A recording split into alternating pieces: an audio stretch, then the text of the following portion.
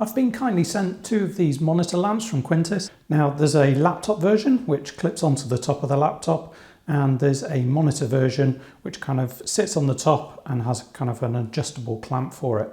In this video I'm going to take a look at the laptop version and just check my other videos for the review of the other one. So let's take a look, see what you get inside the box for the laptop version. Okay, so move the other one out of the way.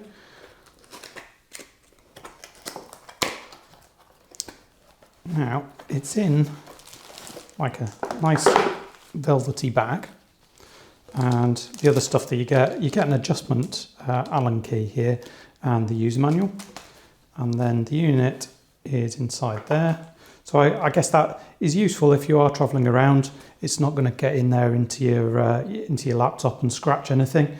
Okay, so the unit itself, we've got a clip here that will clip it on top of the laptop, and you might be wondering whether you can have your webcam work at the same time, and there is a cutout here, so if that's clamped onto the top of the laptop, there's a little hole there where the webcam can still see you through.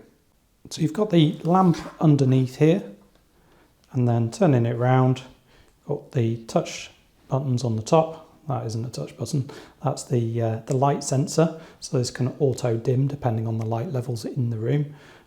You've got the light level button here, colour temperature, this one's the auto adjust for the light level in the room, and an on and off switch. Now it's meant to retain the settings that you use between powering the whole thing off, so we'll check that out in a bit. And let's look around the rest of the unit. So it draws 5 volts at 1 amps. And has a colour temperature of 3000 to 6500, and you can step through those in increments. Okay, so let's have a look in the little bag that's on the end. And we've got a standard USB socket, but it's one of these rather neat convertible ones. So if we pop that off, you've got USB-C there as well. I really do like it when they do that. Little elastic band. And there we go. So the Allen key that you get is meant for adjusting a screw that's hidden beneath those little covers there. So you would take that off and tighten that up in there. Now you can kind of see in the fitting instructions here that very thin laptops, there's a little notch where those will actually sit, as opposed to if it's a bit thicker, kind of clamps around it like that, and you can see the notch isn't being used in that circumstance. So that's 4 to 15 mils of thickness and really thin for 1 to 3 mil. Okay, so let's get this set up, and we've got my laptop here with a dual monitor display. Now this portable monitor I cover in another video, so if you're interested, take a look. So we'll plug it into the laptop, which is on standby at the moment, but it does provide power through the USB slot. So we just tap the controls on the top, so there we go, and it turns on. Now you can adjust how the light shines down, so you can take it away from the screen.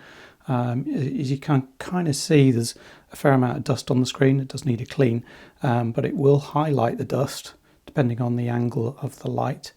But what you'll need to do is make sure that that light isn't actually going into your eyes at the same time as going down the screen. So it can take a little bit of adjustment to get it right, and if your laptop's raised up, then obviously that's going to be a bit more tricky to get that light level at the right angle to not shine in your eyes and also not shine down the rest of the screen.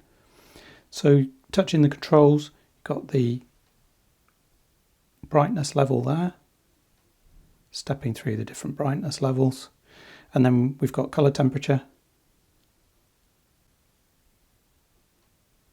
Quite like the warm white when I'm working, and then we've got the auto adjust, so this uses the light level in the room to adjust down, and you can see it sort of fading down a bit hopefully in this video.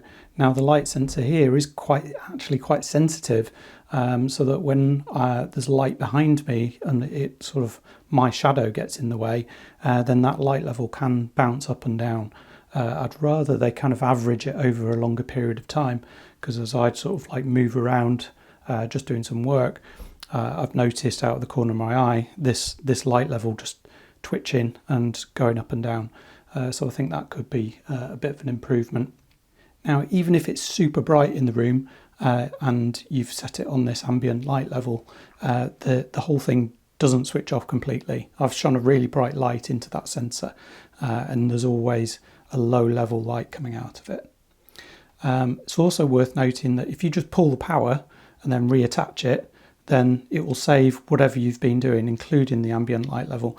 However, if you just turn it off using touch and then turn it back on again, it forgets that you were using the ambient light level sensor.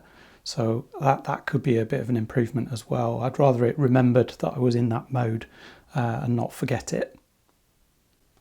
Now, it's got the cutout to let the webcam through. However, the way that the bar is kind of connected on, it still gets in the way, and look at that. It's almost half the image is taken up by the light bar. Now, it will vary depending on your laptop model, but in general, this one is in the kind of place where you would expect it on most laptops. So I don't know how it's meant to stop getting in the way. Now, let's turn it on. You can see it light up now. If you start tilting this out of the way, it's still in some of the image, but then you end up with it shining into your face, which isn't going to be good. So no matter how high I kind of try and get this, it still ends up appearing in your webcam image, which isn't good.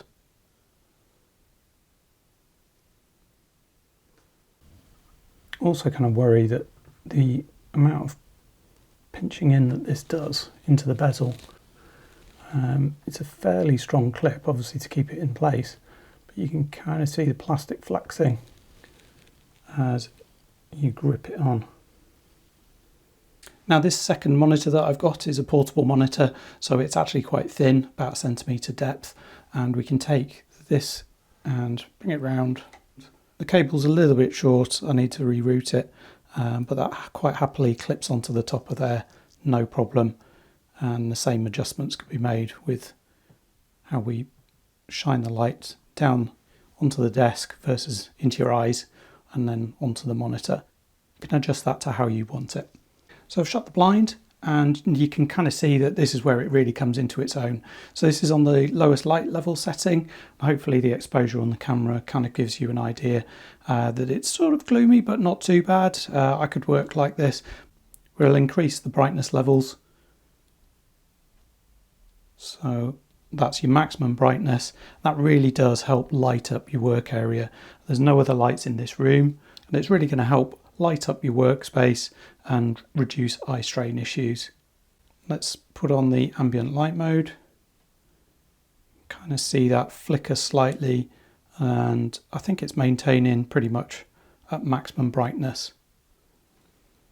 Change the color mode.